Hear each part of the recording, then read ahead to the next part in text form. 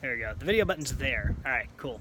Hey guys, Scott Johnson here. I'm actually over here at my daughter's Girl Scout meeting. It's actually a nice little area out here too. Got a nice little park over here. It's one of the local churches in the area.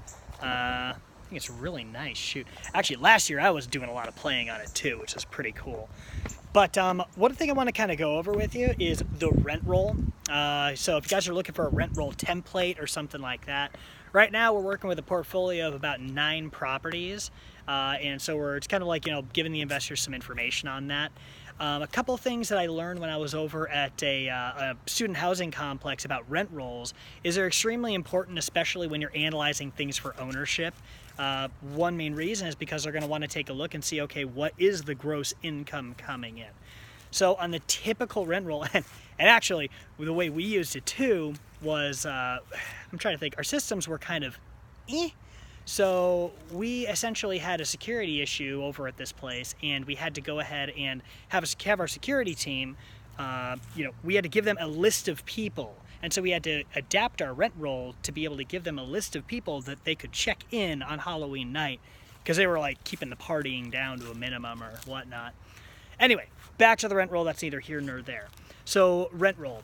Basically, a couple of main factors you're going to need in your rent roll are going to be the name of the person, the term of their lease, or the terms of their lease, depending on how many months it is, things like that, and the current rent. Now, some investors would like to see the market rents as well, so that would be important to add on there too. And those are the main 3 factors.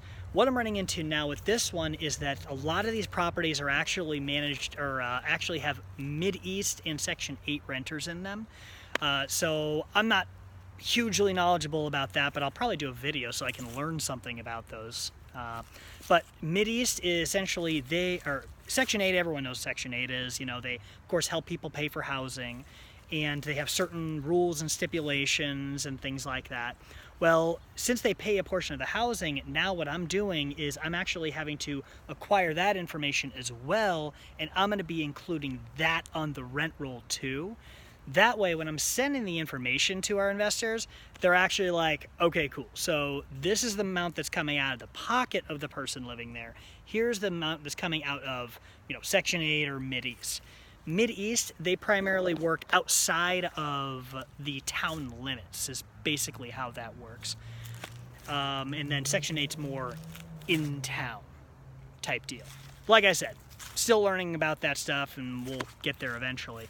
But so the main thing I want you guys to take away from this is, if you're looking for a rent roll template, primary things you're going to want to show to your investors are definitely going to be the name of the people that are up there, the terms of the lease, how much they're paying for rent every month, and of course splitting that up depending on if there is, if they're using Section 8 or Mid-East or any other organization that's helping to pay for that.